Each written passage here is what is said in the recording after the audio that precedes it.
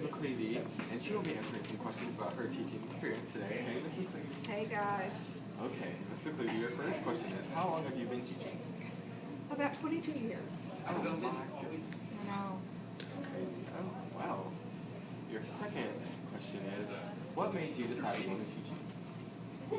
Well, when I first finished college at EKU around 76-ish, 86-ish, let's keep you guessing, right? I had no interest in teaching at all, but I did take an education course, and at that particular time, it was just saturated, so there was not any openings for art or music or anything. It was like finding a needle in a haystack, so I decided to just take the education class and forget that and just focus on the art. And later in life, when I was married and wanted to start a family, it seemed like a very good choice, and it has been a great choice. I really love the kids, and that's why.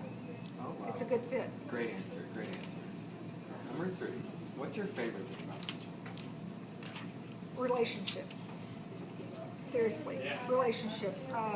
That's one of the things that I would try to build with the elementary students, and since I have sort of a strange sense of humor, and I would only see them once a week, if I burst out into song or something, they may not quite appreciate it or get it, or my weird sarcasm. So with the high school students, I really like that. I stay in touch with students that have graduated in the past, and that really is meaningful to me. Great. Number 4, what's your least favorite thing about teaching? Grading, without a doubt, grading. Correct. Number 5, do you have like a philosophy of teaching? I've never really thought about it as a philosophy, but my sort of philosophy of life is that, you know, you're on that roller coaster. Sometimes it's going up, sometimes it's going down, but you always are going to come back And that up. can work for both.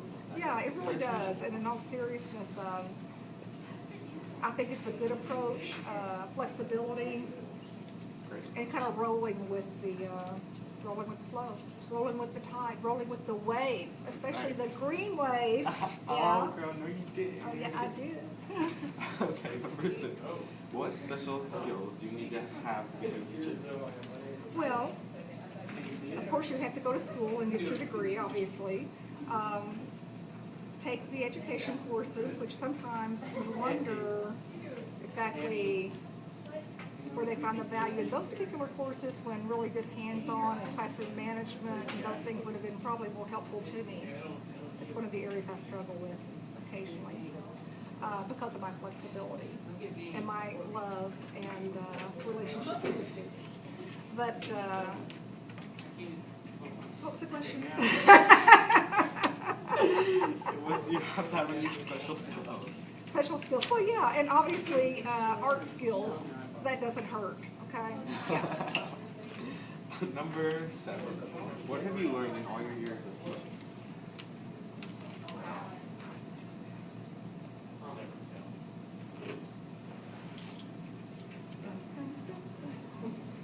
That I really feel like that the high school student is a good fit for me. I started off at Fort Knox for 9 years and taught kindergarten through 4th grade. So you kind of found your niche. Yes, I did. I see. Okay, number 8. Who was your most influential teacher and why? Well, starting with actually 5th grade, Miss... I'll never forget her. Very influential. She was my first teacher that was nice.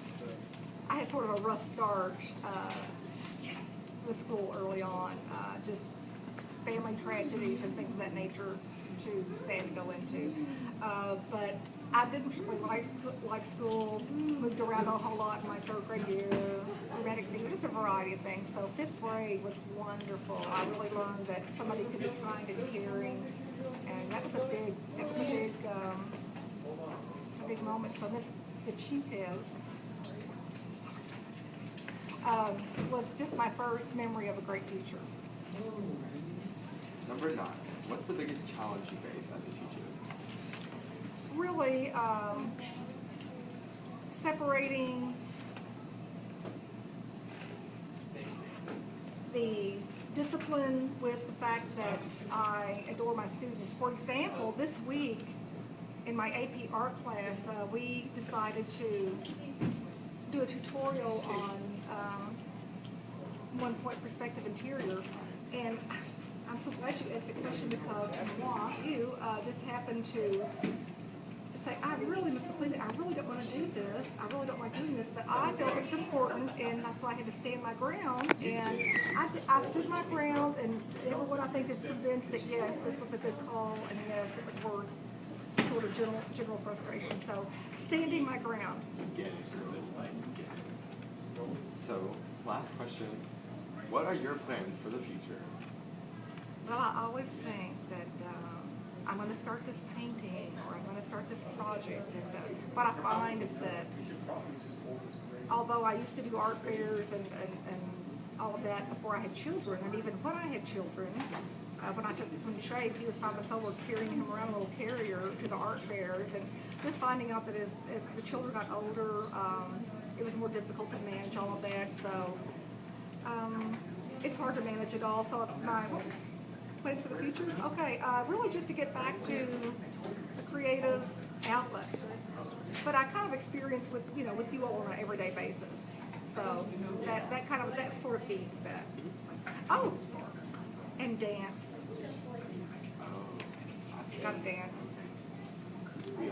We all. Thank you for your time, Ms. McCleavy, and some really interesting responses. Well, we have to sing a song on the way out. So what's the song? Just Dance. Okay. You know that song? Lady Gaga.